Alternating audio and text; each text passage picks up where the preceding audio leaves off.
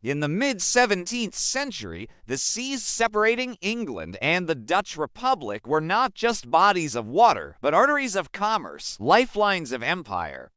For years, tensions had simmered, fueled by trade disputes and colonial ambitions. By 1665, this rivalry had reached its boiling point. War was declared.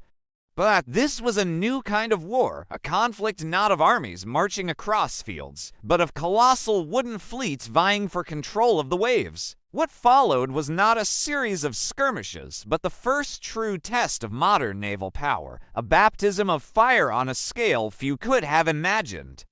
This is the story of the opening battles of the Second Anglo-Dutch War, where illusions of glory were shattered by the brutal reality of blood on the water. As dawn broke across the gray expanse of the North Sea, lookouts perched high on swaying masts strained their eyes. Then, a cry, sails on the horizon. Not a lone merchant vessel, but dozens, then 100.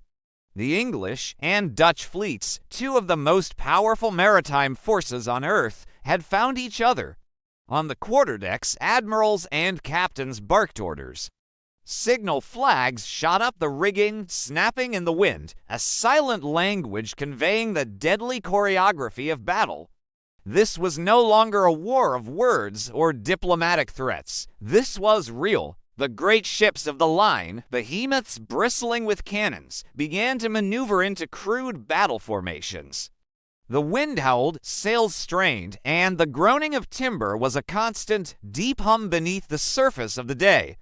Below decks, gun crews worked in a frenzy, ramming home powder and shot, their faces already streaked with sweat and grime. For many of these men, professional sailors and conscripted landsmen alike, this was their first taste of combat. They had heard stories, but no tale could prepare them for the sheer, overwhelming violence that was about to be unleashed. The war was no longer theoretical. The air grew thick with anticipation, the metallic taste of fear mingling with the salt spray. The first cannons roared, a deafening thunder that rolled across the waves and announced the start of the slaughter. The orderly lines of battle quickly disintegrated into a chaotic melee. Ships drifted perilously close, their hulls almost touching, as they unleashed hell upon one another.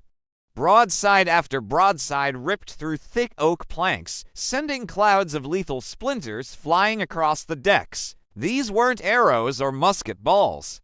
These were iron cannonballs weighing 20, 30, even 40 pounds, each capable of tearing a man in two or smashing a mast to splinters. The noise was indescribable.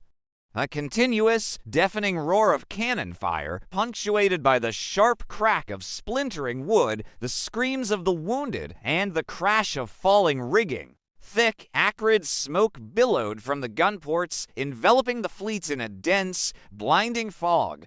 Visibility dropped to mere yards. Captains couldn't see their own fleet, let alone the enemy's. Orders were shouted but were often lost in the cacophony. Sailors fought on instinct, loading and firing in a desperate rhythm, their world reduced to the confines of their gun deck. Chaos reigned supreme. In this swirling vortex of smoke and violence, hand-to-hand fighting erupted as ships became entangled.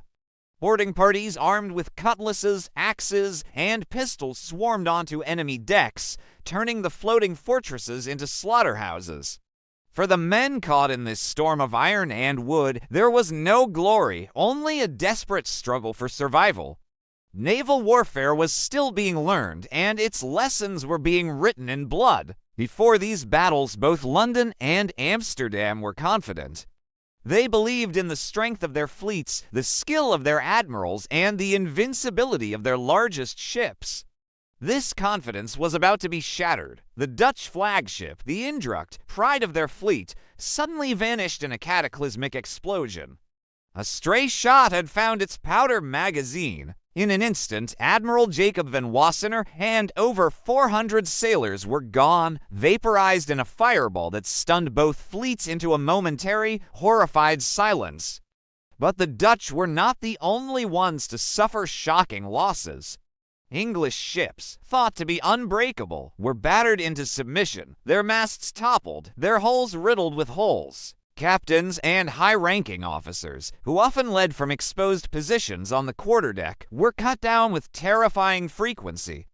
A single cannonball could wipe out a ship's entire command structure. The sight of a proud warship, its flag shot away, burning helplessly or slowly sinking beneath the waves, sent a shockwave of disbelief through the ranks. These vessels were the era's superweapons, symbols of national power. To see them destroyed so quickly, so violently, was unthinkable. The price of this war was already proving to be far higher than anyone had predicted. As the hours wore on, the ferocity of the fighting began to wane. The thunder of cannon subsided, replaced by an eerie, unsettling quiet.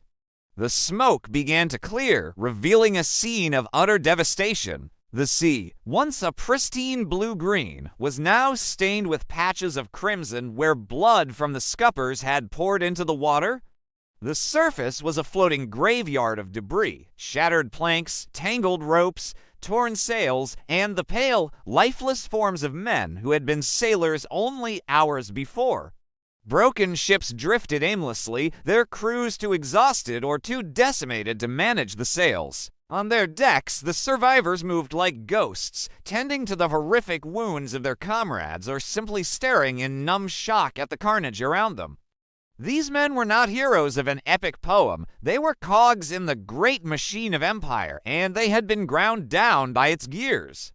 In these opening clashes, the true victor was not England or the Dutch Republic. The true victor was the sea itself, which had swallowed hundreds of men and millions in treasure without a flicker of concern.